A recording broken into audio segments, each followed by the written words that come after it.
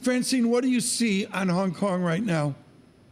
Well, it's very clear that actually the mood in Hong Kong has been, I guess, getting a little bit worse, and that's part of the reason why we saw a lot of concern in a lot of the markets that we follow. So the Hong Kong mood is becoming more difficult, and it's spilling over to all asset classes across the world. So let's go straight over to the Hong Kong airport, where our Yvonne man is, of course, taking the temperature at the airport and also bringing us up to date with all flights cancelled. Yvonne, what's it like on the ground right now? Is it peaceful? Is it quiet? Do you have protesters? And how many flights have been canceled so far?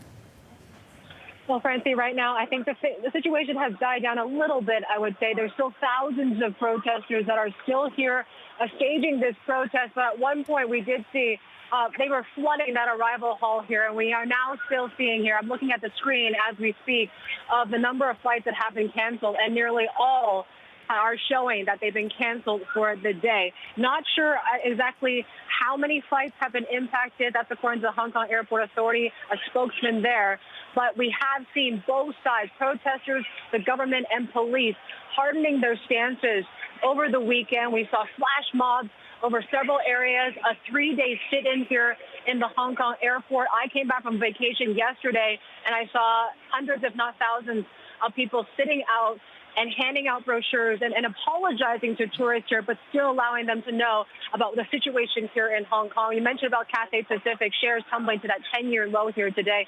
They've been caught under fire and pressure from regulators in China for some staff members for taking part of these demonstrations as well. So business is feeling the pressure too, Tom.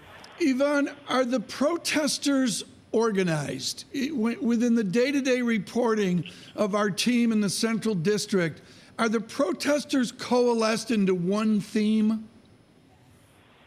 It's hard to say, Tom. We've talked about how this movement is leaderless, and you see these flash mobs popping out in different areas. And sometimes, even with this Hong Kong airport situation right now, we didn't expect this many people to show up.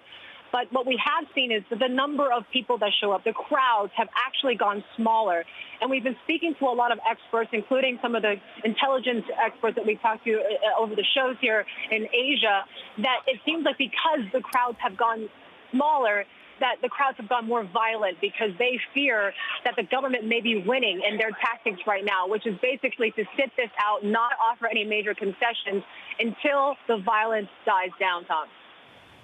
Yvonne, I'm looking at Hang Seng Index futures slumping some 1% as this unrest escalates. But it's very clear, Yvonne, that also the China rhetoric really stepped up today with the key mainland officials saying that protesters have committed serious crimes and showed signs of terrorism. Is that an indication that they'll deal with them in a more heavy-handed way?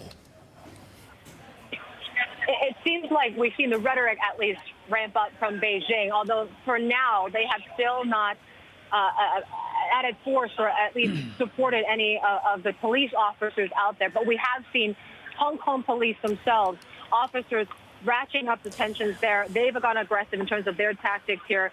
We've heard reports of police going undercover, wearing black T-shirts and infiltrating these protesters and arresting them. We've had video over the weekend in subway stations where, for the first time, police officers fired tear gas inside these subway stations. So we're seeing signs that both sides are not backing down anytime soon.